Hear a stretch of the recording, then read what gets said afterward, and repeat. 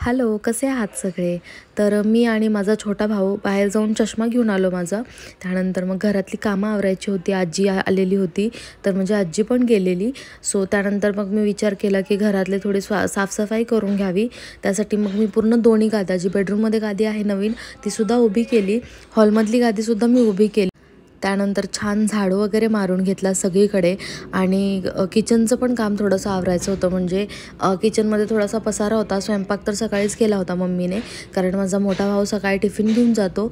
So ते पण माझ्या मम्मीने करून ठेवलं होतं ऑलरेडी. सगळं किचन वगैरे आवरून घेतलं. भांडी थोडीशीच होती, भांडी जास्त काही नव्हती, पण भांडी लावायची होती, त्यामुळे मग मी ती पण लावून घेतली. आणि खूप दिवसानंतर मी माझं जे डेली कामाचं रुटीन आहे ते दाखवते. आणि बरेचसे कमेंट्स येत आहेत मला, जॉब सोडलास का त्याविषयी. सो त्यावर मी लवकरच एक व्हिडिओ बनवणार आहे. सो तुम्हाला त्यात सगळं कळून जाईल.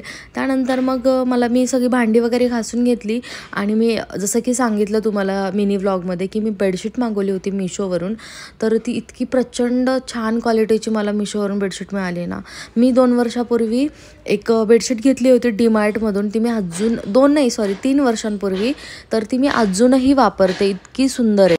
आणि सेम त्या क्वालिटीची आणि त्या कपड्याचीच बेडशीट मला यावेळीसुद्धा मिळाली. आणि मला खरंच आश्चर्य वाटलं, की मी त्यावेळेला ती बेडशीट काहीतरी 900-950 रुपयांमध्ये घेतलेली डीमार्टमधून. आणि ही बेडशीट मला फक्त 300 रुपयांना मिळालेली, लिटरली 300 रुपये. त्यानंतर मग हे जे बोर्ड्स आहेत ना, मला ते क्लीन करायचे होते, कारण मी जशी आले ना तेव्हा मी एकदा क्लीन केले होते. त्यानंतर परत मला क्लीन करणं जमलंच नाही. तर मग मी थोडंसं कॉलिन कपड्यावरती घेऊन ते छान क्लीन करून घेतले. आणि इतके चकाचक झाले होते ते, कारण मागच्या वेळेला मला आठवत नाही मी ते कसे क्लीन केलेले, पण इतके छान निघाले नव्हते ते. आणि यावेळेला छान रिमूव्ह झालं त्याच्यावरचं सगळं डर्ट. आणि प्रत्येक वेळेला आपण त्या बटन ऑन ऑफ करतो, जम्स त्याच्यावरती पण असतातच. सो मी मग विचार केला की ते पण मी छान क्लीन करून घ्यावं. त्यानंतर मग फरशी वगैरे पुसून घेतली.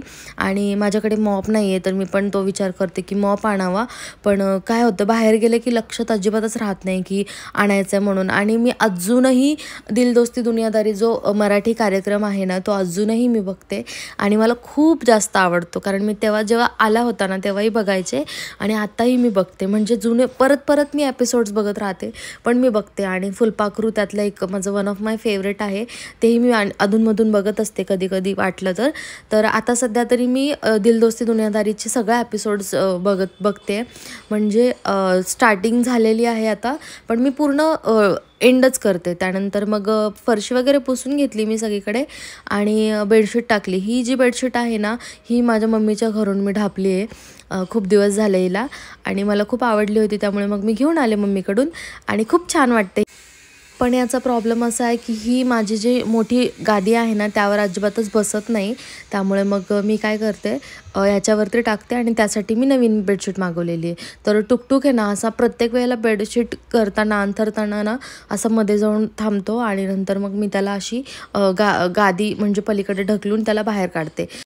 तोपर्यंत मग मी बेडरूम पुसून घेतली, कारण बेडरूममध्ये पण गादी अशी खूप हेवी आहे ती, त्याला उभं करण्यात माझा बराच वेळ गेला. तर मग बेडरूम पुसून घेतल्यानंतर बेडरूम वाळेपर्यंत मी किचन वगैरे पण पुसून घेतलं. आणि म्हणजे मला खरं तर सांगायचं झालं तर ना, मला हे हाताने पुसलेलंच जास्त आवडतं. म्हणजे मला असं मॉप वगैरेवरती नाही जास्त आवडत. पण मला सगळे म्हणतात की नाही, एवढा काही फरक नसतो, मॉपने पण तेवढंच क्लीन होतं, हाताने पण तेवढंच क्लीन होतं. सो मी मॉप पण लवकरच घेईल. तर बघते आता मी की ऑनलाईन कुठून मागवता येतं का, ॲमेझॉन, फ्लिपकार्ट वगैरे. आणि तसं मी ऑनलाईन मागवेल, कारण बाहेर जाऊन अजिबातच माझ्या लक्षात राहत नाही. जवळजवळ आज दरवाजे वगैरे मी सगळं क्लीन केलं होतं, बाथरूम घासून घेतलं होतं. आणि हे बघा, ही बेडशीट आहे, इतकी सुंदर वाटत होती, म्हणजे इतकी फ्रेश वाटत होती. अशी गर्ली वाईब्स देतात ना प्रिंटरेस्टची, तशी वाईब्स देत होतं.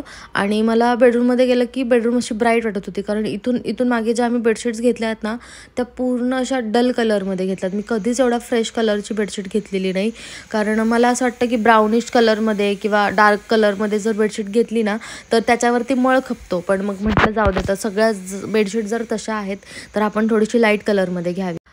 मग मला ना गॅलरी साफ करायची होती, कारण गॅलरीमध्ये खूप घाण झालेली. म्हणजे घाण म्हणजे जी मातीची, म्हणजे जी झाडांची कुंडी आहे ना, ती मी मागे शिफ्ट केली होती. मग झाडाला पाणी टाकलं ना की मग पूर्ण पाणी जे खाली आहे मातीचं पाणी ते पूर्ण गॅलरीमध्ये जमा होतं आणि मला बरेच दिवसांपासून ते क्लीन करायचं होतं, पण ते पण मला काही वेळ मिळत नव्हता.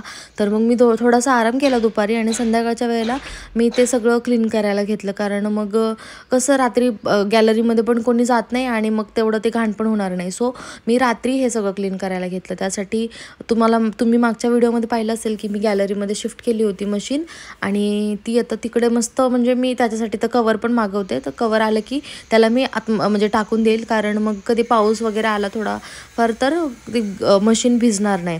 त्यानंतर हे सगळं जे आहे काय म्हणतात त्याला, लिक्विड क्लीनर, कम्फर्ट, व्हिनेगर वगैरे वगैरे सगळं मी एका साईडला ठेवून दिलं.